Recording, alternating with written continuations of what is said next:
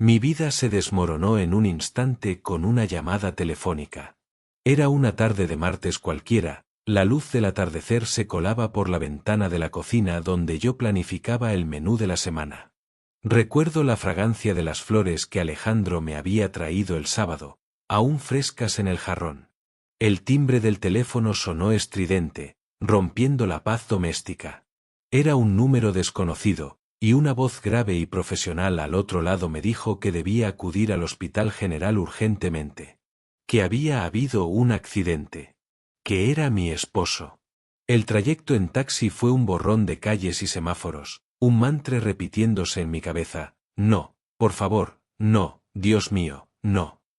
Pero al llegar, la realidad me golpeó con una frialdad hospitalaria. Un médico de rostro cansado me recibió en una sala privada. No hubo tiempo para despedidas. Mi Alejandro, mi amor, mi risa, se había ido para siempre. La oscuridad que me envolvió en esos momentos fue tan densa y absoluta que creí que jamás volvería a ver la luz. A los 32 años, me convertí en viuda. La palabra resonaba en mi mente, ajena y terrible. Alejandro y yo llevábamos casados 3 años maravillosos, pero nuestra historia había comenzado 2 años antes, en una lluviosa inauguración de una exposición de arte. Él estaba allí por un cliente, yo, porque era mi trabajo en la galería. Nuestros ojos se encontraron a través de una multitud, y algo cliqueó. Él era ingeniero, con una mente lógica y una sonrisa que desarmaba. Yo, más soñadora, vivía inmersa en el mundo del color y la forma. Fue una atracción de polos opuestos que se complementaban a la perfección. Después de un noviazgo de 2 años lleno de viajes, risas y planes, él se arrodilló en la playa al atardecer y me pidió que fuera su esposa. Dije que sí entre lágrimas de felicidad. Nuestra boda fue un evento íntimo y hermoso, financiado en gran parte por sus padres, Carmen y Roberto, quienes siempre me habían acogido como a una hija. Poco después de casarnos, Alejandro me hizo una propuesta que cambiaría el rumbo de mi vida. Sofía, déjame cuidar de ti, me dijo una noche, acariciándome el pelo mientras veíamos una película. Tu trabajo en la galería es estresante y el sueldo no es grande. Yo gano bien, más que bien. Podemos ahorrar, comprar una casa. Quiero que te centres en nuestro hogar, en nosotros. En los hijos que tendremos pronto. No quiero que llegues cansada y preocupada a casa. La idea me sedujo y me aterró a partes iguales. Mi carrera, aunque no lucrativa, era parte de mi identidad. Pero la promesa de un nido, de una familia, de poder crear un hogar sin las prisas del mundo laboral, era poderosa. Después de mucho reflexionar y con su promesa de que era una decisión en equipo, di el paso. Dejé mi trabajo y me convertí en ama de casa a tiempo completo. Los siguientes 3 años fueron de una felicidad plena y tranquila. Nuestra casa en el barrio del Carmen, en Valencia, se convirtió en nuestro santuario. Yo me ocupaba de cada detalle, desde la compra hasta la decoración, planeaba cenas para nuestros amigos, cuidaba del pequeño jardín. Las tardes las pasábamos juntos, él contándome su día en la oficina, yo hablándole de mis pequeños logros domésticos. Hablábamos constantemente de los hijos que llegarían. Queríamos 2, tal vez 3. Habíamos incluso elegido nombres. Él soñaba con un niño al que enseñar a jugar al fútbol. Yo soñaba con una niña a la que leerle cuentos. El futuro era una promesa brillante y tangible. Hasta que ese martes cualquiera, un despiste de un conductor que se quedó dormido al volante, lo arrebató todo. La policía me dijo que no había sufrido. Fue un pequeño consuelo que se ahogaba en un océano de dolor. La soledad era abrumadora. Me despertaba por la noche buscando su calor, escuchaba sus pasos en el pasillo donde solo había silencio. Y, además del dolor emocional, estaba la cruda realidad práctica. Estaba sola, sin empleo, sin ingresos y con un corazón hecho pedazos. Fue entonces cuando el abogado de Alejandro nos citó a mí y a sus padres para leer el testamento. Alejandro, siempre tan metódico y previsor, tenía todo en orden. Un seguro de vida a través de su empresa que ascendía a 300.000 euros. Y en su testamento, me dejaba todos sus bienes, nuestra casa, que aún tenía una hipoteca, y sus ahorros, con un valor total conjunto de unos 400.000 euros. Yo era la única y exclusiva beneficiaria en todos los documentos. No tuvimos hijos, así que era lo lógico, lo esperable. El notario confirmó que habíamos actualizado toda la documentación justo después de regresar de nuestra luna de miel. En medio de la niebla de mi duelo, sentí un atisbo de alivio y una profunda gratitud hacia mi marido por su previsión. Esa herencia no era un premio inesperado, era el fruto de su trabajo, la materialización de la seguridad que quería para nosotros, y ahora se convertía en mi único salvavidas. Habría entregado cada céntimo, la casa, todo, con tal de tenerlo de vuelta a mi lado. La familia de Alejandro, al principio, fue un pilar. Sus padres, Carmen y Roberto, me abrazaban y lloraban conmigo. Su hermana menor, Laura, una mujer de carácter dulce pero con una vida difícil, venía a visitarme a menudo con sus dos hijos, Lucas y Martina. Lucas, de 8 años, tenía un trastorno del espectro autista que requería terapias constantes y costosas. Martina, de 14, era una adolescente brillante que soñaba con ser médico, un sueño que su madre, como madre soltera, veía con una mezcla de orgullo y terror por los costes universitarios.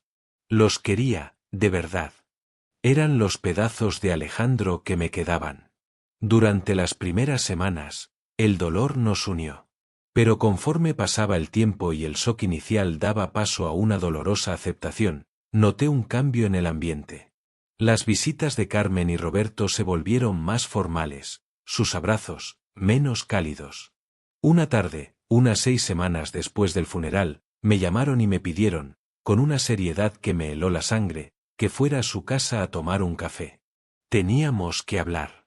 Me senté en su salón, frente a ellos, con una taza de café que no probé. Carmen comenzó, con voz temblorosa. Sofía, cariño, esto es muy difícil para nosotros. Roberto, un hombre de pocas palabras pero de gran autoridad, tomó el relevo. Alejandro era un hijo ejemplar. Siempre nos dijo, a su madre y a mí, que no teníamos que preocuparnos por el futuro.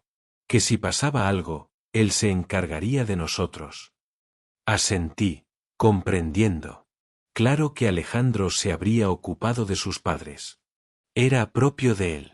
Pero entonces Roberto continuó, y también de Laura y los niños. Sabía lo difícil que lo tiene ella. Fue entonces cuando Carmen soltó la bomba, con una sonrisa triste que no llegaba a sus ojos. Sofía, lo entendemos, de verdad. Fuiste una buena esposa para él. Pero, la realidad es que estuvisteis casados solo 3 años. Nosotros lo criamos durante 34. Lo vimos crecer, lo educamos, lo vimos convertirse en el hombre que eras, que fuiste. La corrección, ese pequeño desliz verbal, me golpeó con una fuerza inesperada. No es que no creamos que merezcas algo, añadió rápidamente, pero nos parece que lo justo, lo que Alejandro habría querido, es que se compartiera. Sentí que el suelo se abría bajo mis pies. Solo 3 años. Como si nuestro matrimonio hubiera sido un capricho, un ensayo. Como si el amor pudiera medirse en tiempo y no en intensidad. Esos 3 años habían sido los más plenos de mi vida. Le había entregado mi vida, mi carrera, mis sueños. Había sido su compañera, su confidente, el amor de su vida, tal como él era el mío. Minimizarlo de esa manera era una traición a nuestra memoria. La situación de Laura se convirtió en su principal argumento. Piensa en los niños, Sofía, insistió Carmen, sus ojos suplicantes. Lucas necesita terapias que la seguridad social no cubre. Martina es tan lista, podría ir a la mejor universidad. Ese dinero, el dinero de Alejandro podría cambiar sus vidas para siempre. Podría darles un futuro. Y sí, me compadecía. Amaba a Lucas y a Martina. Ver a Lucas esforzarse en sus terapias y a Martina estudiar con tanto empeño me partía el corazón. Sabía que la carga financiera de Laura era agotadora. Pero también sabía una cosa con certeza: Alejandro me había nombrado su única beneficiaria por una razón. Él, con su mente de ingeniero, había evaluado la situación. Yo había dejado mi carrera. Yo dependía económicamente de él. Nuestros planes de familia implicaban que yo seguiría sin trabajar durante años. Su mayor temor, me lo había dicho en una de esas conversaciones nocturnas, era que a mí me pasara algo y él no pudiera cuidarme. Ahora la situación era la inversa, y él, desde su previsión, me había protegido. Esa herencia era mi sustento, mi hipoteca, mi comida, mi futuro. No era un lujo, era una necesidad. Unas semanas después, cuando el tema volvió a surgir en una llamada tensa, les expliqué mi decisión. Con la voz lo más firme que pude, les dije que, tras reflexionar mucho, iba a seguir los deseos explícitos de Alejandro. Que el dinero y los bienes eran míos, y que los necesitaba para asegurar mi propio futuro. Les aseguré que, si surgía una emergencia grave con Lucas o con Martina, estaría allí para ayudar, pero que no iba a repartir la herencia como si fuera una obligación. El silencio al otro lado del teléfono fue elocuente. Luego, escuché el yoto contenido de Carmen. «Así que te lo vas a quedar todo», dijo, su voz quebrada por la emoción. «¿No vas a honrar lo que él habría querido para su propia familia? Para su sangre». Entonces Roberto tomó el teléfono. Su voz era fría como el hielo. «Esto no está bien, Sofía. No es justo. No mereces quedártelo todo». La palabra merecer se clavó en mi pecho como una daga. ¿No merecía el amor y la confianza de mi esposo? ¿No merecía la seguridad que él mismo había diseñado para mí? La conversación se deterioró rápidamente. Defendí mi posición, la emoción nublando mi juicio. Si Alejandro hubiera querido que tuvieran una parte, los habría incluido en el testamento o en la póliza de seguro. «Puso solo mi nombre», exclamé, sin poder contenerme. «Fue el error que estaban esperando». «Eres una egoísta.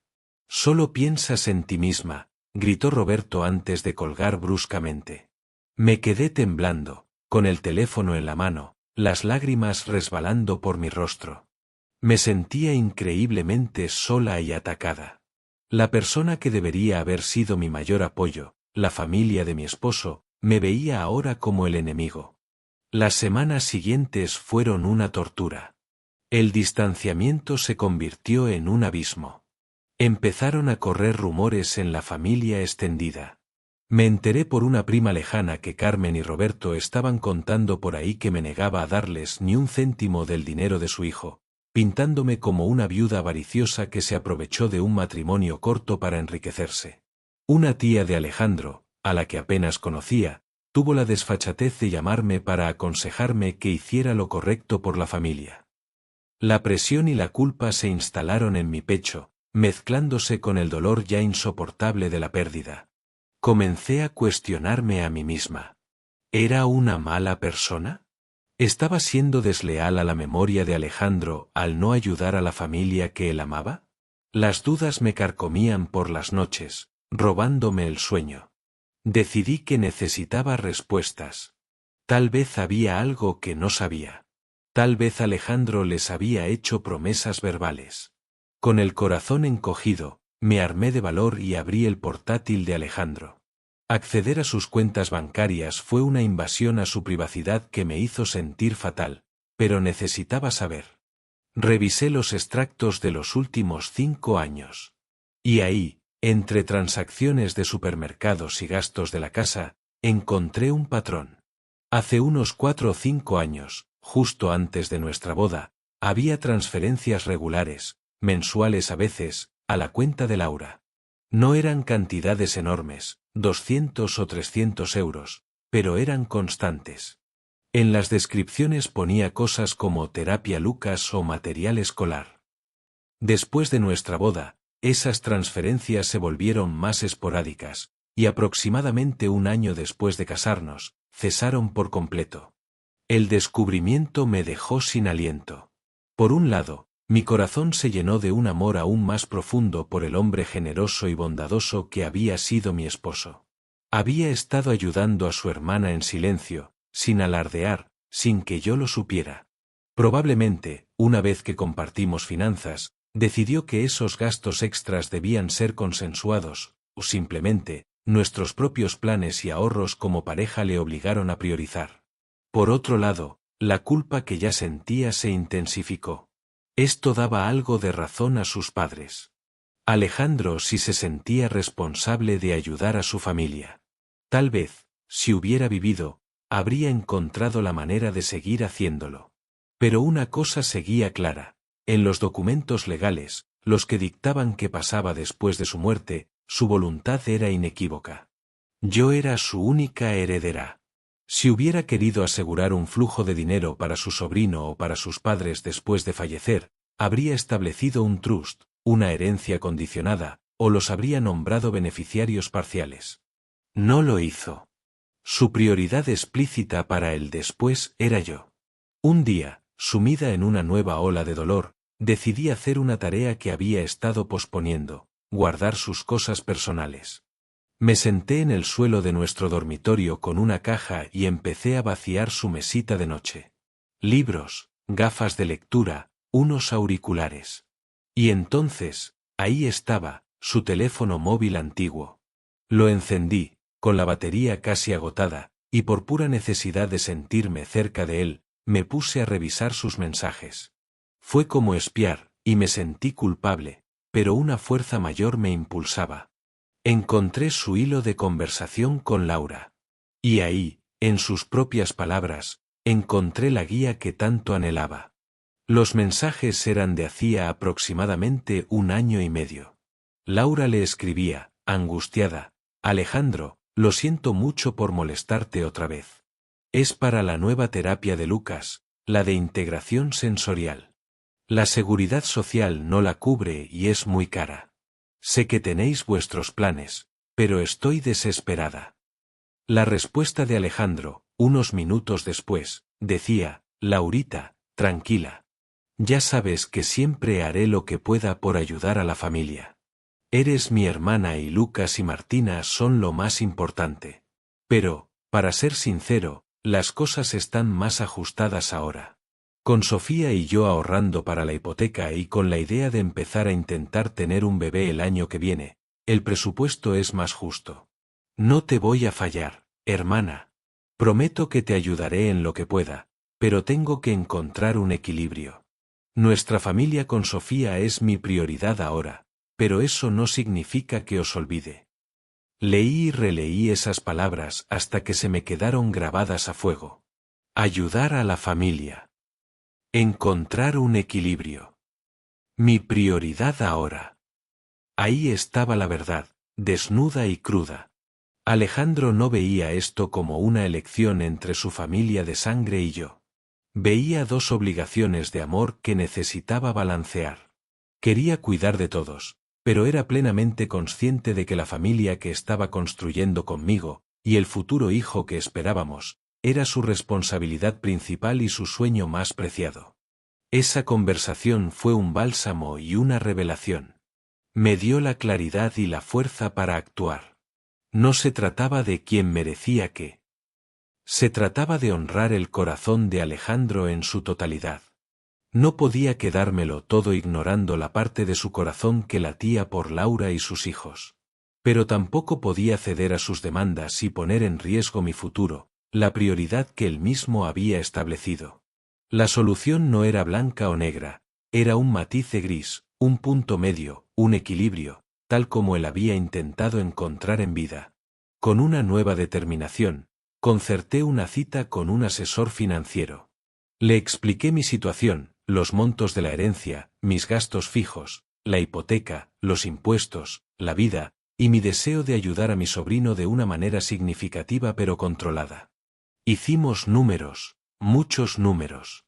Calculamos cuánto necesitaría yo para vivir con cierta tranquilidad, reinvertir una parte para generar ingresos pasivos y tal vez, en el futuro, permitirme volver a estudiar o montar un pequeño negocio, sueños que Alejandro y yo habíamos compartido para mí. Después de un análisis cuidadoso, llegamos a una cifra. No era simbólica, pero tampoco era la mitad de la herencia. Era una cantidad que, bien administrada, podría cubrir años de terapias para Lucas, o una parte importante de sus necesidades futuras, o incluso una contribución sólida para los estudios de Martina. Decidí dar 75.000 euros a Laura, específicamente para los niños.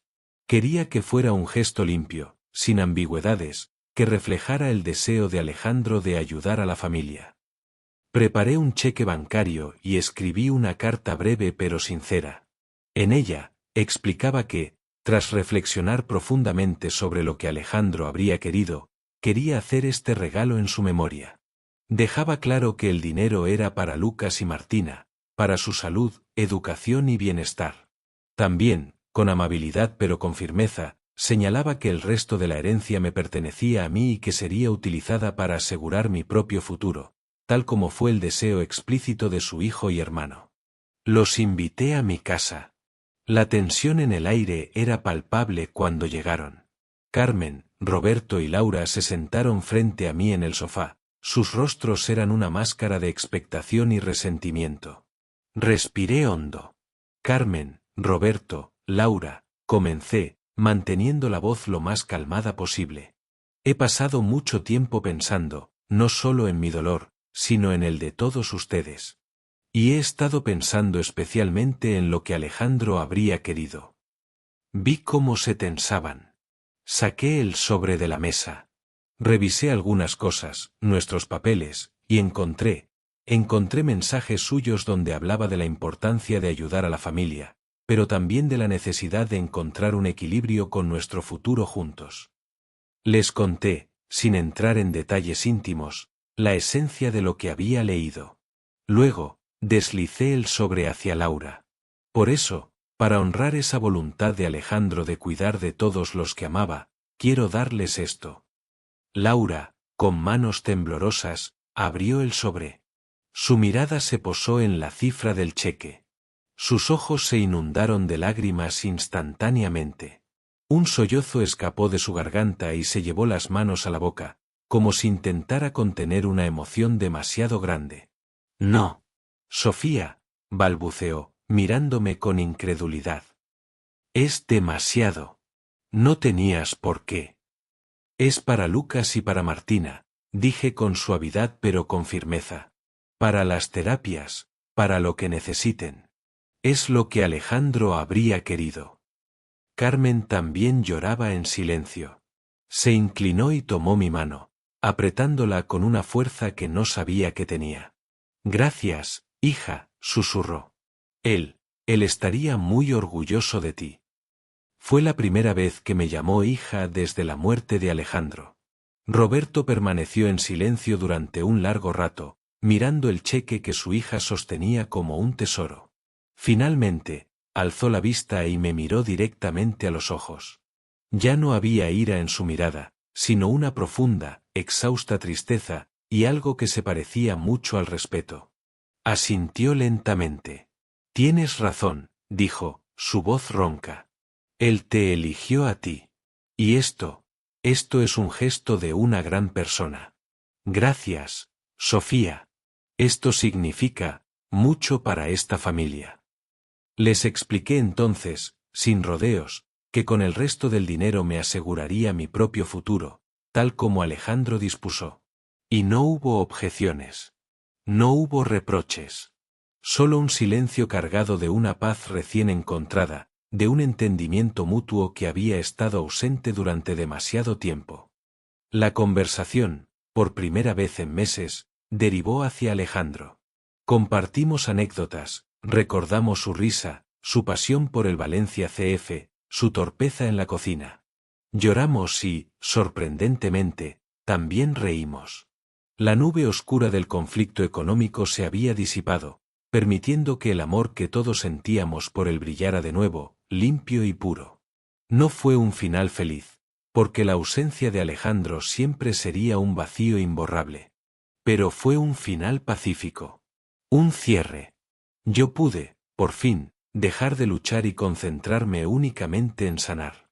La decisión no había sido fácil, pero honraba las dos mitades del corazón de mi esposo, su lealtad a la familia que lo crió y su devoción por la familia que eligió construir conmigo.